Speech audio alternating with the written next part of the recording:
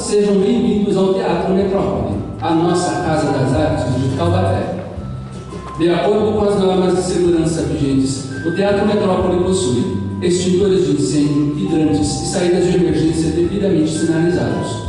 O acesso aos sanitários é através do salão de entrada. Informamos que é expressamente proibido fumar, comer e beber nas dependências do teatro, exceto água. Fica também proibido filmar e fotografar o espetáculo sem prévia autorização. No mezanino, é proibida a presença de crianças menores de 12 anos sem o acompanhamento de responsável maior de idade, assim como permanecer de pé durante a apresentação. Acompanhe nossa programação pelo Instagram, @Teatro Metrópole Oficial. Pedimos que silenciem seus celulares e outros sinais sonoros. Tenham todos um ótimo espetáculo.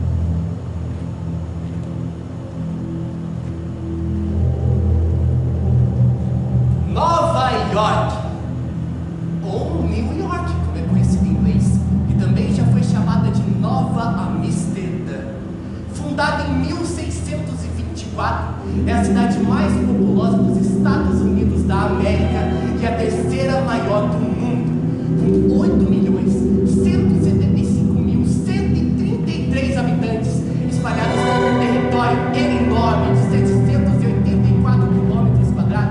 A cidade é reconhecida pelo seu impacto global no comércio, finanças, moda, mídia, arte, pesquisa, tecnologia, educação e entretenimento, sendo frequentemente nomeada como a capital cultural do mundo.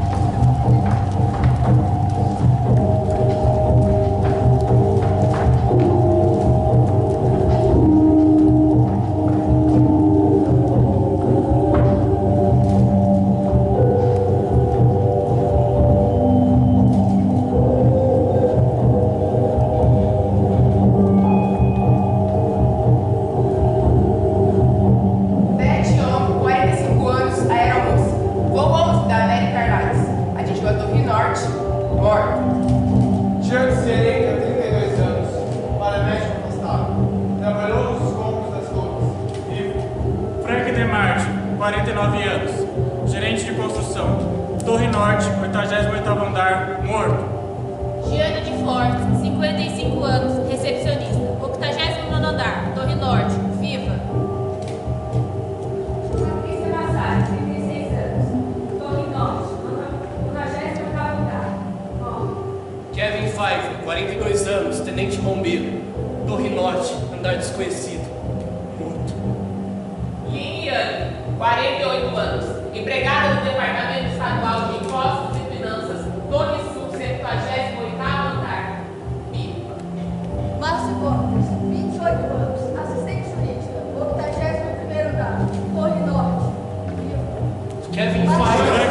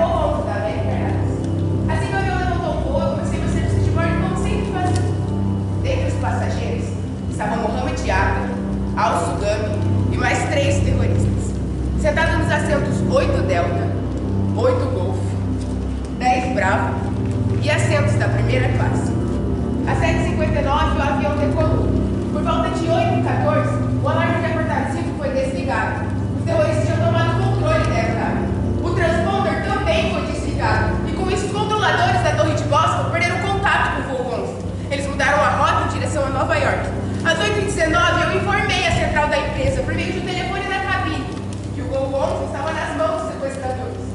Os meus companheiros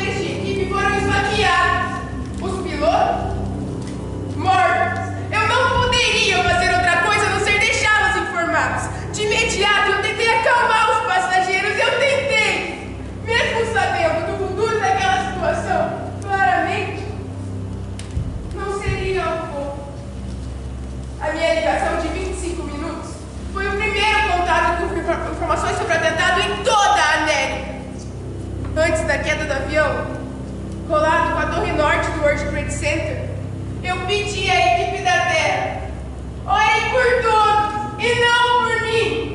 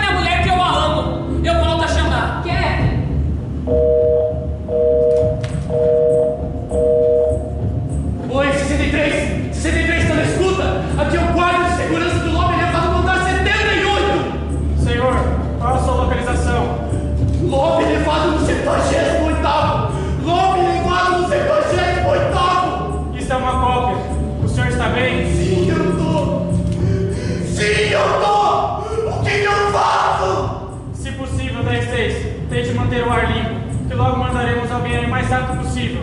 Você copia? Senhor!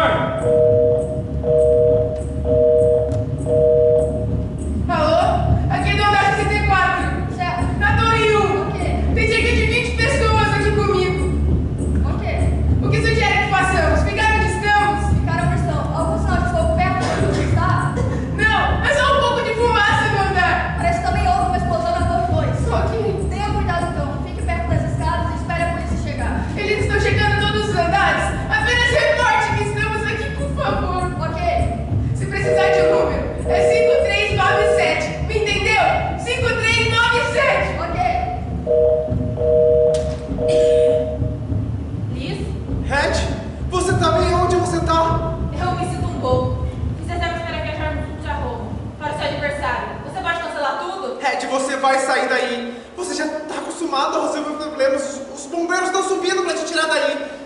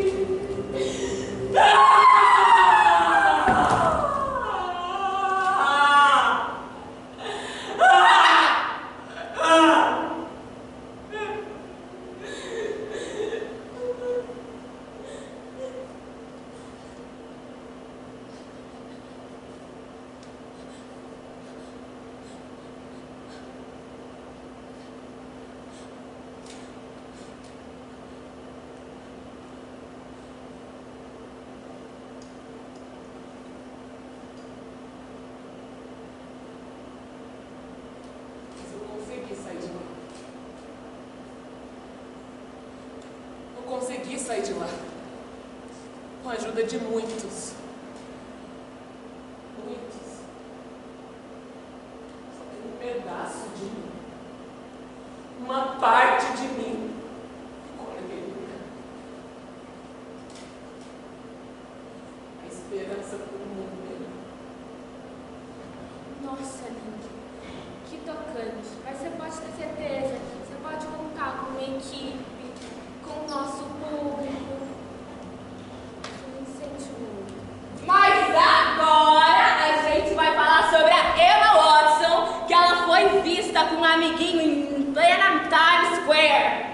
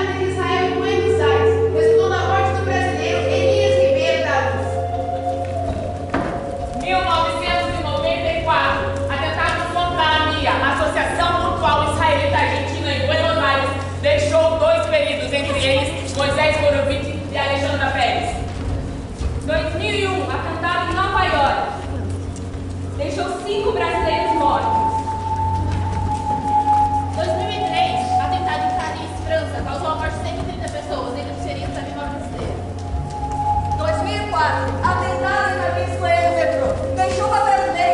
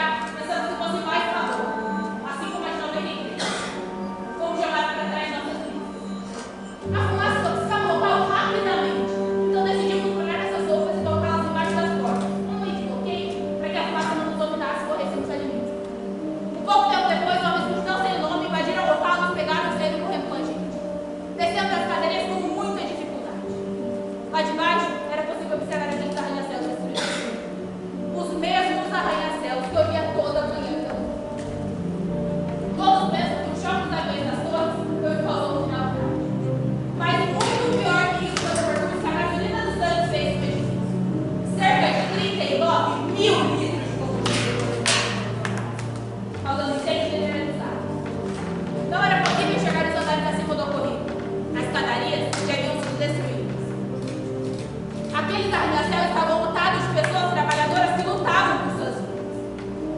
Pessoas que se jogavam pela janela na esperança de fugir do inferno lá de dentro. Elas caíram no chão como amebas, como corpos inertes. Um homem e uma mulher estavam pulando juntos, de mãos dadas, até o fim. Pessoas que nem eu, pessoas que nem você. Pessoas que um dia acordaram pela manhã, pegaram um trem, um carro, um ônibus e agora estavam dividindo espaço no ar com papéis que caíam lentamente. Pessoas! Pessoas! Pessoas!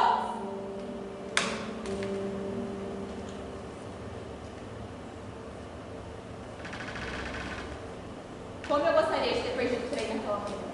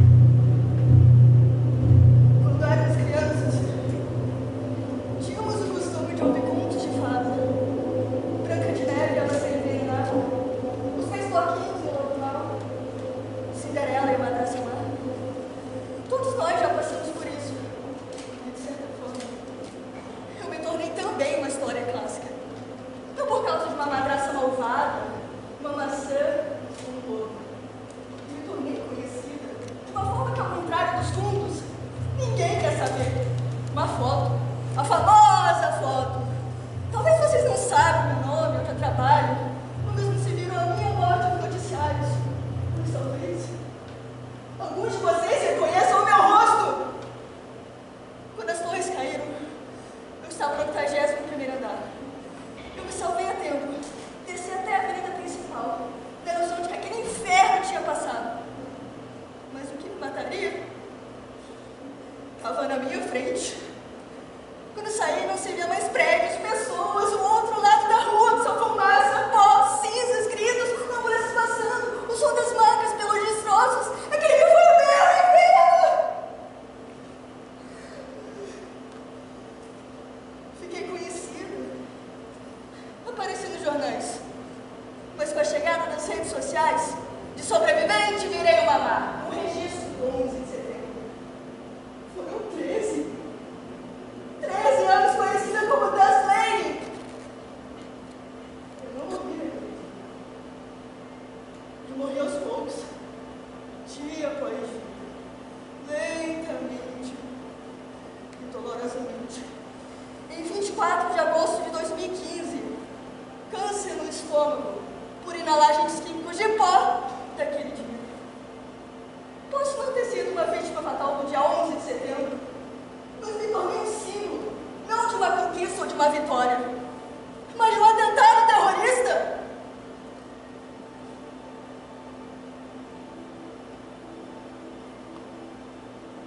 Prazer. Mulher empoeirada.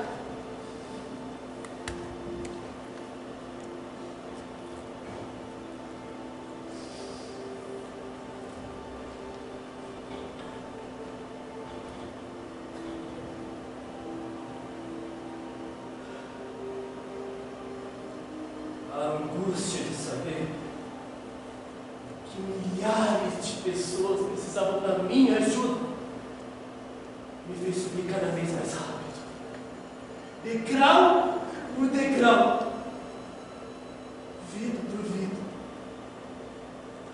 Mas já tínhamos noção que seria impossível combater aquele incêndio. Então nos focamos, pelo menos, retirar as vidas daquele prédio.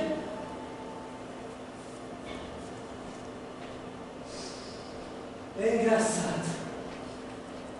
Quando se trabalha no perigo, você acaba se apegando mais à vida.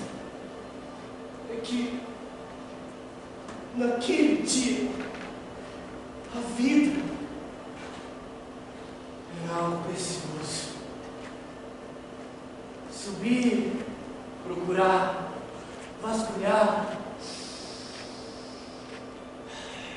respirar e subir mais, abrir caminho, ouvir vozes e gritos de vítimas desesperadas sendo incendiadas e se jogando no chão, tentar respirar, sentir o cheiro dos cadáveres, encontrar caminho, descer, conseguir respirar e tentar subir de novo, encontrar outro caminho, descer e pedir para buscar, vasculhar, resgatar, pular um obstáculo, se contar com o vidro, tentar respirar, encontrar saída, pedir para descer, subir mais, subir cada vez mais, buscar, pedir socorro, descer, subir novamente, morrer na volta.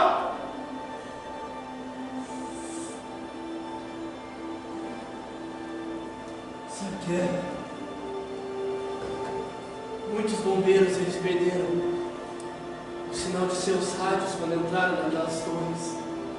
Talvez pela alta temperatura, ou quem sabe por problema das frequências, e isso foi fatal, porque nenhum deles sequer teve a ordem de evacuar, depois que as autoridades verificaram o perigo de ficar naquele lugar.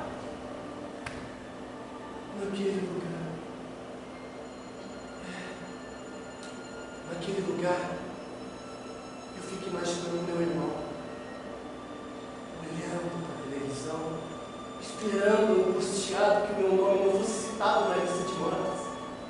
Ele sim, ele sabia que eu sempre sobrevivia a todos os incêndios que eu combatia. Infelizmente, o meu nome foi dito. Mas eu não morri no incêndio. Eu morri na guerra.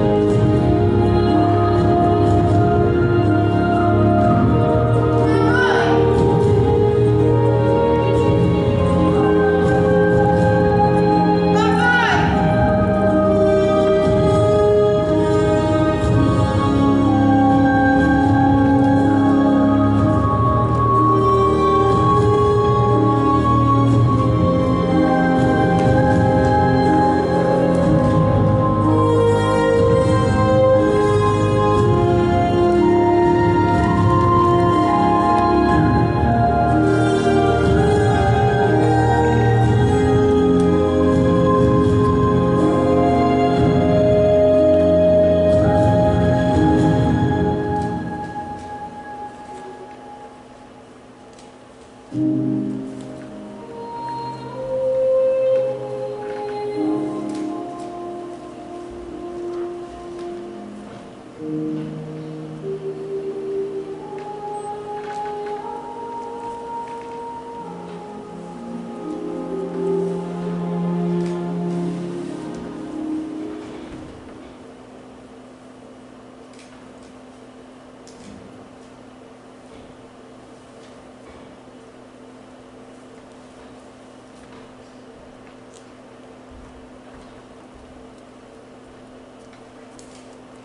me lembro muito bem daquele dia. Minha irmã tinha me ligado, disse que me amava, e que sabia que eu estava lá ajudando. Eu era paramédico, mas eu perdi a minha licença por conta do álcool. Eu entrei em programas de reabilitação e lutei muito para voltar à sobriedade. Mas meu trabalho ele pertence ao passado. Eu era uma pessoa muito certeira no que fazia, sabe? Teve uma vez em que os bombeiros foram apagar o incêndio que ocorria na casa do meu vizinho. Eu fiquei apenas no terraço, historiando se eles não verificavam a minha casa recém-restaurada. Teve um dia também que eu corri atrás de alguém que jogou o papel no chão. E pior, a pessoa ainda teve a audácia de dizer que não foi ela. Inclusive, lembrando aqui, eu até já enfrentei um ladrão dentro da minha própria casa, que entrou para roubar talheres. Acredita nisso? Talheres! É o cúmulo! Aonde vamos parar com isso? Talheres! Naquela manhã, eu estava sentado no sofá após uma recaída na noite anterior, quando eu pensei que talvez eu pudesse ajudar de alguma forma. Provar alguns curativos, fazer algumas talas. Então eu levantei, ainda todo, e saí. Eu só me dei conta da situação no momento em que, para socorrer alguém, eu não sabia se pisava em pedaços de concreto ou em corpos de girassol no chão. Eu lembro de olhar para cima e não ver o céu. Era apenas uma nuvem densa e escura. 10 horas e 27 minutos do dia 11 de setembro de 2001. 99% das pessoas que se encontravam abaixo dos andares impactados já estavam fora dos edifícios. Eu estava lá, sabia? Eu trabalhava lá, na verdade. Trabalhava lá há 8 anos. Eu tinha sido contratado para avaliar os danos causados ao prédio pela metade de 93. Mais tarde, me tornei gerente de construção e fui responsável pela mudança de layouts internos, como remoção de paredes e reorganização do encanamento. Eu andei e gritei por pessoas dos escombros e nada. Era como falar com nada. Eu ouvi uma voz, trêmula e grossa, embaixo de uma pilha de concreto. Eu dei tudo de mim para tirar aquele rapaz de lá, que estava ficando quase sem esperança de voltar à luz do dia novamente. Naquele momento, eu não me julgava por quem eu era, pelo meu passado, por quem eu deveria ser. Naquele momento, eu era a esperança daquele rapaz. E ele é meu. Meu passado não importava, a minha irmã, os meus ideais. Era apenas eu e ele. Mas a vida não é justa, não é? Eu não tinha acordado naquele dia, pensando que ia ser meu último dia. 77. 77 foi o número de pessoas que não morreram. 77 pessoas que eu tenho orgulho de dizer que eu ajudei naquela manhã de terça-feira. 77 pessoas que levaram cada pedaço da minha alma naquele dia. No meio de toda aquela tragédia, só me passava uma lembrança na cabeça. Teve um dia em que todo o complexo do World Trade Center queria mudar de dono. E todos estavam com medo de serem despedidos ou transferidos. Eu, sendo eu, resolvi escrever uma carta para acalmá-los. Coisa boba, sabe? Emocional. Eu ouvi um estalo, um barulho muito alto. As pessoas começaram a correr e gritar: vai cair, vai cair! E eu só pensava naquele rapaz com a mão estendida segurando mim. Eu tentei retirar os últimos pedaços de concreto, Outro barulho, outro estalo. Eu olhei para cima e vi a torre desmoronando. Eu não sei como, mas eu tirei aquele rapaz de lá. Eu salvei aquela pessoa.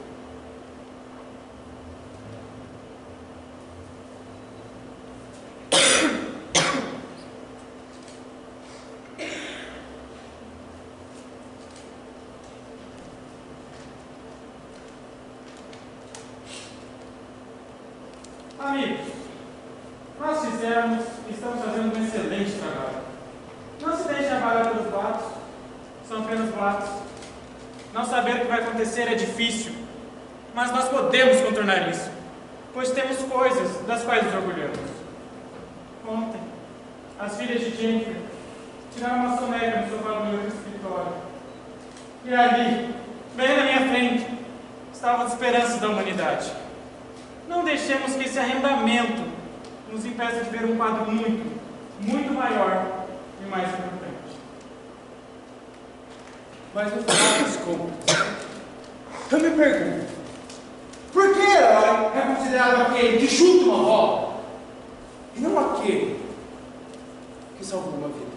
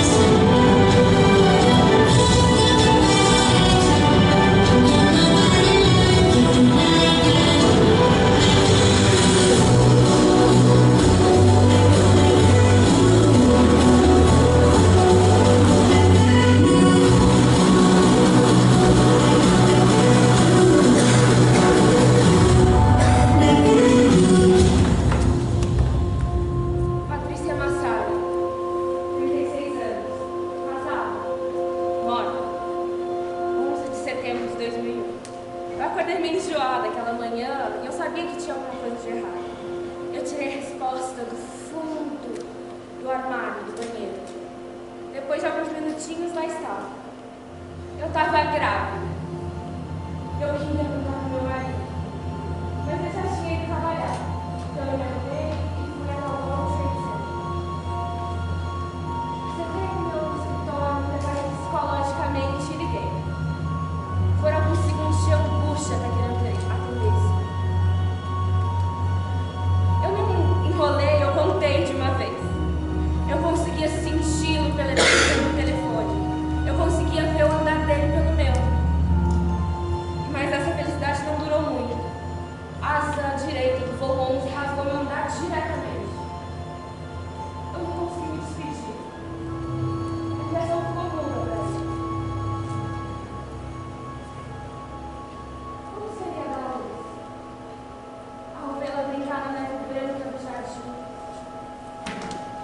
Ao vê-lo descobrir seus primeiros medos, suas primeiras angústias. Ao vê-lo falar pela primeira vez, ao vê-la ir para o jardim de infância. Nada daquilo importava mais. Eu queria o choro de um bebê e não um choro final. Eu queria protegê-lo e não que ele morresse comigo.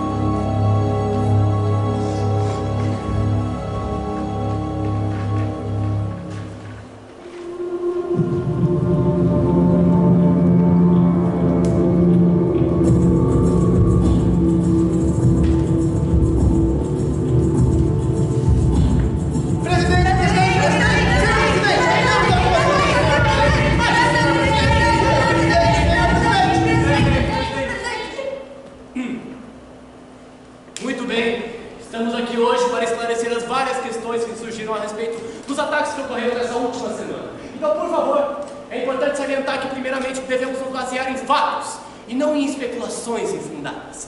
Se os senhores me permitem, estou pronto para responder às suas perguntas.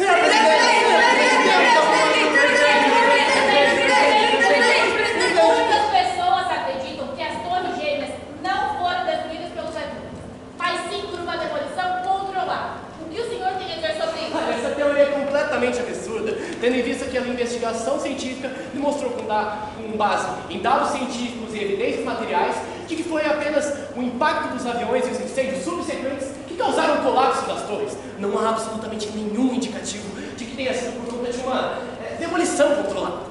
Senhor presidente, algumas pessoas acreditam que o governo dos Estados Unidos tenha orquestrado os ataques para justificar as suas ações no Oriente Médio. O senhor acha isso possível ou apenas mais uma teoria da conspiração? Eu entendo o apelo de algumas teorias, mas é simplesmente um descaso afirmar que o governo dos Estados Unidos da América teria orquestrado esses ataques. Nós possuímos uma série de evidências e relatórios que mostram que foi a Al-Qaeda sob liderança de Osama Bin Laden quem planejou e executou esses ataques. Senhor presidente, Muitos questionam a cobertura da mídia, como o caso da BBC, que anunciou o colapso da Torre 7 antes de acontecer. É possível que isso tenha sido planejado de antemão? Não. O erro da reportagem da BBC foi apenas uma falha jornalística, nada mais. Presidente! Mas o que o senhor acha sobre o fato de que muitos afirmam que o voo que atingiu o Pentágono não foi um avião comercial, mas sim um míssil ou até mesmo um avião não tripulado? Isso não faz sentido? Não há registro de alguma testemunha? Há registro, sim. Existem os destroços do voo 77 encontrados no Pentágono. Além disso, também possuímos testemunhas oculares, câmeras e outros elementos que comprovam que foi um avião comercial que atingiu o Pentágono. Presidente! Há uma teoria que afirma que o combustível dos aviões não seria o suficiente para destruir as vigas de aço da Sul. O que o senhor tem a dizer sobre isso? Essa alegação é baseada em entendimento incorreto dos materiais e da física envolvida.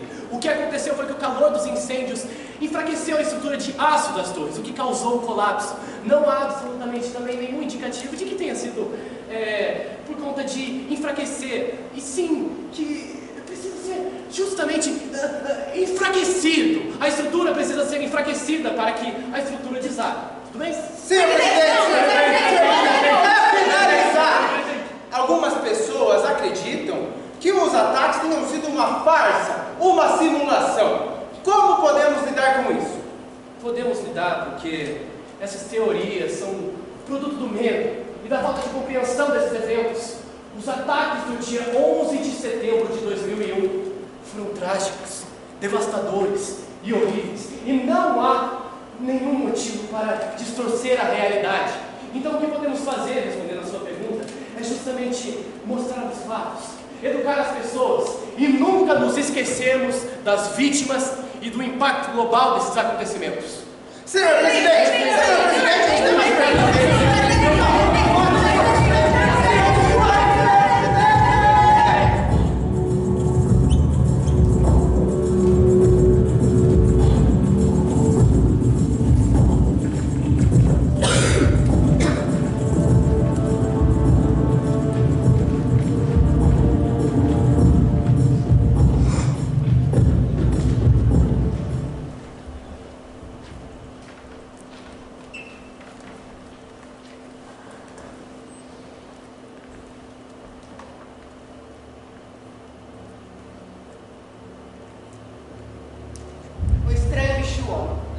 Deseja mais a guerra do que a trégua. Essa ambição, essa ganância que controla esse mundo, possui uma armadura bem feita por fora, porém por dentro é habitado de seres frágeis. Esse bicho homem, um ser sem consciência, sem mérito, sem remédio. O que é esse bicho homem? O que faz esse bicho homem e aonde mora esse bicho homem? No dia 11 de setembro de 2001, o mundo parou.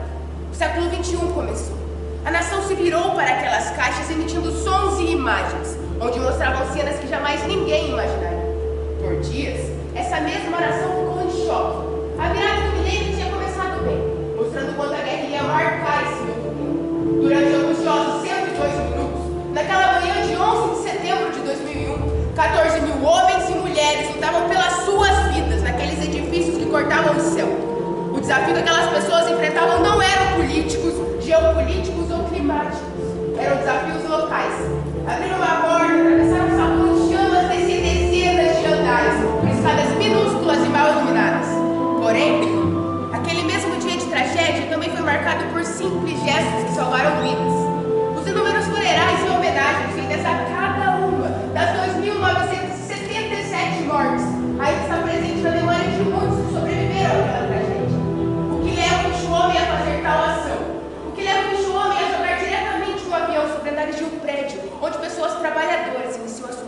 jornadas diárias em meio a uma rotina diária. Pessoas que viviam seus anos de glória, ou que um dia sonhavam com o futuro, acabaram como uma grande bola de fogo, descendo andar por andar assim como a água. Esse bicho-homem vive em sociedade? O que é esse bicho-homem? Porque crianças já nascem como bicho-homem. A sociedade animal, os bichos irracionais, possuem uma sociedade mais limpa, pacífica e transparente do que a própria sociedade humana. De bichos racionais, que pensam, que agem e criticam, que provocam, capazes de compreensão. O que falta para essa tão esperada paz chegar? A paz interior? A paz coletiva? Ou apenas entender o outro? Estamos num mundo novo, o tão admirado mundo novo, onde de tudo tem e de tudo pode. Contudo, eu levanto uma simples questão. Quando enfim teremos paz?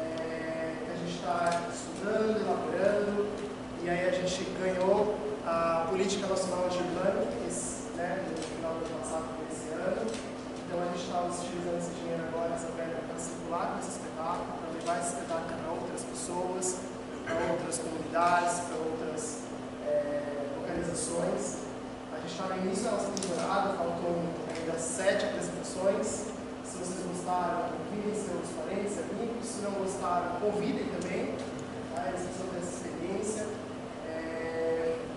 E eu queria finalizar dizendo o quão importante é a gente falar sobre o 11 de setembro como ponto de partida para a sociedade que a gente está cultivando hoje. A gente tem a nossa realidade, a gente tem a nossa vivência na nossa casa, com nossos familiares, mas principalmente o que está acontecendo hoje na Rússia, na Ucrânia, as pessoas elas estão vendo até os dias de hoje isso que a gente está trazendo aqui no palco. Então, hoje é em homenagem a essas famílias que perderam seus entes queridos, que ainda perdem seus entes queridos pela guerra, pelo poder. Então, hoje é para essas pessoas. Muito obrigado pela presença de vocês. É um espetáculo realmente complicado de ser digerido. Qualquer coisa, vão para a mesa do bar, conversem, comam uma pizza, degustem isso. Muito obrigado pela presença de todos, gente. Muito obrigado.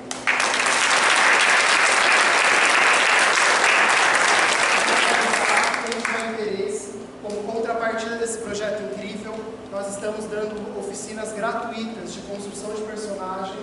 É só entrar no Instagram, sempre por baixo, está no folder de vocês.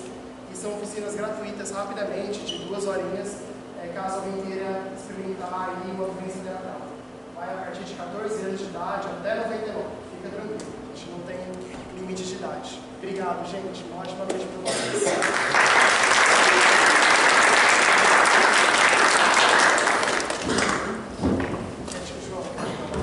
Tirar uma fotinha geral?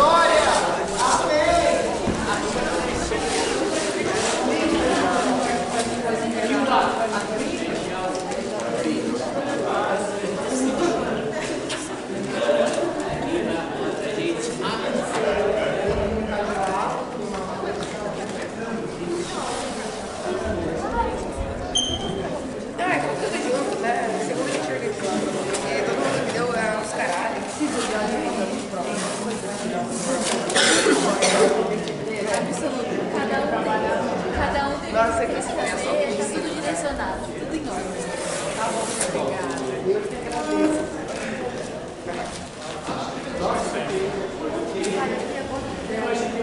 Dá pra descer por aqui? Sério?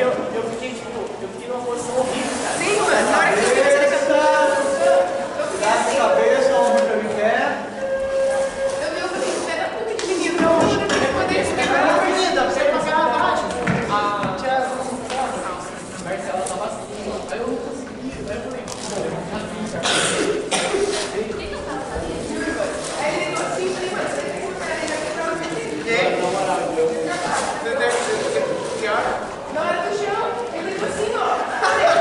E aí, ele falou assim, Ei, para morrendo. Aí ele começou assim, ele problema dele, eu sou melhor do que ele que outros caras. E essa aqui, uma tarde, tipo assim, a Carol tentou de um jeito todo aberto, assim, mas não fica assim. Vocês estão devolvendo esse Aí eu falei, você quer o pé, né? Aí eu tava assim, gritando mesmo, seu pé. Porque esse é o osso aqui, né? Do céu, mas só o dedinho. Mas eu vou de longe e ficar longe do mundo. Mas você disse que foi bom. O presidente não perdeu.